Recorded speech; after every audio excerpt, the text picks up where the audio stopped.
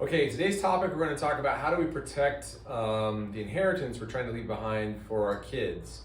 And the thing we're trying to protect from today that we're going to talk about is future divorces. So let's say I am a parent of a child and I'm going to leave my entire estate to this child, but I want to make sure that when I die and this money goes to my child, that if my child after I'm dead goes through a later divorce, that child's ex-spouse doesn't get any of the inheritance. It's protected for the person I want it to go to, which is my child, not to my ex-son-in-law or ex-daughter-in-law after I have passed away. How can we do that? Well, a good way to do that is to keep the inheritance in trust. So I'm going to kind of diagram it here, show you how that works. But typically what we do is we set up the revocable living trust for you while you're alive.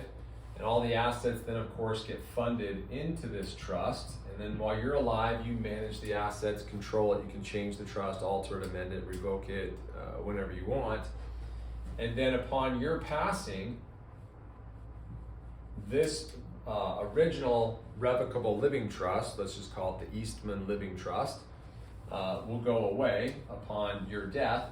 And the assets then go to your beneficiary. In this case, let's say I have one child. Let's say that child's name is Bob, and we want everything to go to my child Bob, but we want to protect Bob from his wife divorcing him and taking half of it in a divorce in a community property estate. So how would we do that? We would make sure that this Eastman Living Trust that we set up creates a subtrust upon my death for my child Bob.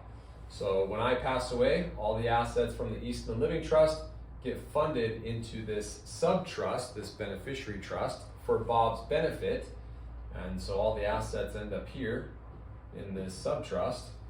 And then we can draft this subtrust in lots of different ways. We can draft this subtrust so that Bob can be the trustee and the beneficiary of his own subtrust, which gives him the most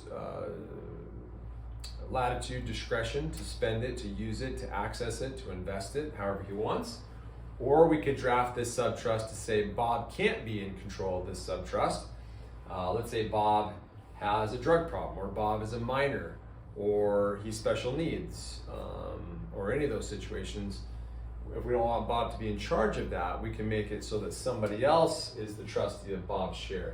Now let's say in this scenario that all we're concerned about with Bob is his wife, Jane, who we maybe don't like, we don't trust, and we want to make sure if Bob gets divorced from Jane after we've died, that Jane gets none of that inheritance. Well, then we put it into this subtrust, and as long as the money stays in that subtrust for Bob after we've passed away, he can use it, he can access it.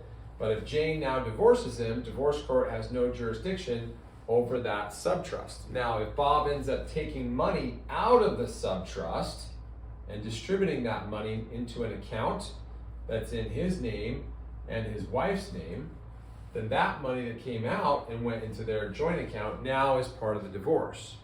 But as long as the assets stay in this subtrust, in the divorce, Jane gets none of that money in the divorce. So that's one way that we protect the assets for our heirs after we pass away from future divorces that our kids may go through.